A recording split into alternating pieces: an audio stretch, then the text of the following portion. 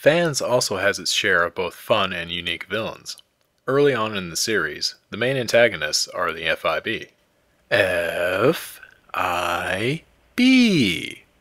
I wonder what that means. I get it.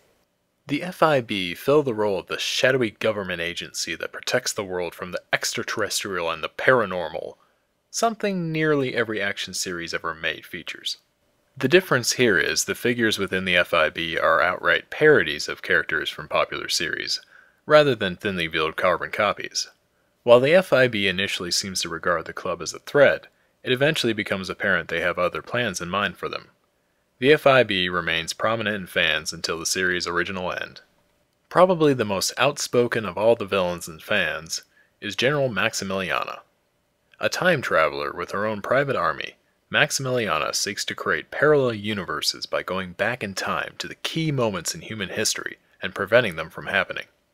Her intent is to create an unlimited number of weaker universes that she can conquer for sport. So in a way, it's like Crisis on Infinite Earths, but in reverse. Not that we should be giving DC Comics any more ideas. The story arc that featured Maximiliana was called Times of War, and is the longest running arc in the series, spanning 11 chapters, counting the prologue and epilogue. The General pushes the club to both their physical and emotional limits as no villain in the series had done before, using cunning strategy coupled with her complete lack of mercy. And, might I say, there aren't a lot of women who can pull off that haircut. There ends up being a bit of a problem though, as the subsequent antagonists that followed the General always fall short of reaching the bar she set. Which is not to say the latter villains aren't threatening, they're just not threatening on a universal scale. It isn't until the original finale of the series, titled The Way the World Ends, that the club faces the same level of threat Maximiliana brought to the table. Wait, is that a Vehicle Voltron reference? Huh! Fans has been drawn by a large number of artists, including, but not limited to, Ursula Vernon, Shane Davis, Jamie Naguchi, Bill Mouse, and David Willis. However, the original and once again current artist, whose style has defined the series, is Jason Waltrip. Waltrip's style differed in the beginning, but soon evolved. His work on fans is at times lightly humorous, at others completely over the top, yet when a serious touch is needed, genuine human emotion pours out from his stark contrasts of black and white. Like a lot of webcomics, Fans is no stranger to the crossover story.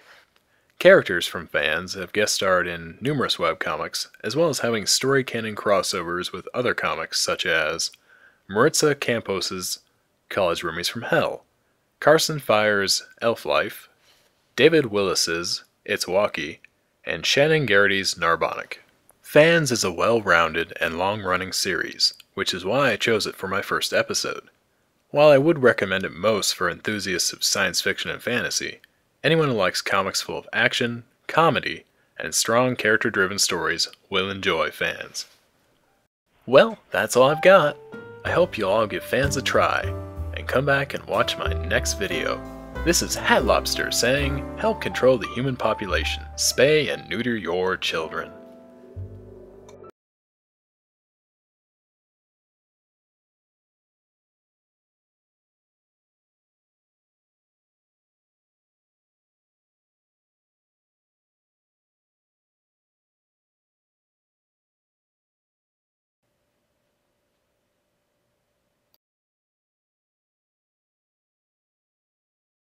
Spoiler space.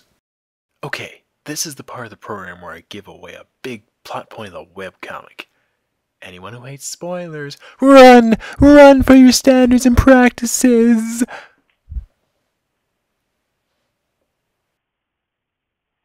Okay, spoiler junkies, it's just you and me now.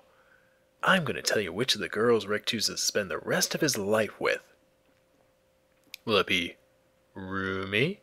Will it be Allison? Well, as it turns out, it's... What the... Both girls? He chooses both of them? And they're okay with it?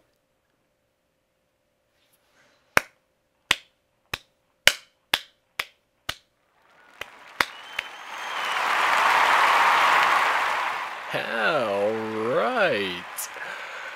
Go, Rick!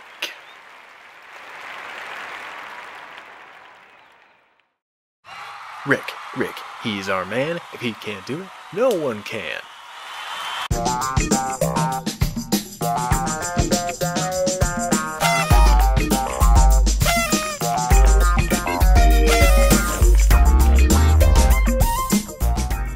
Hit it, mystery hand!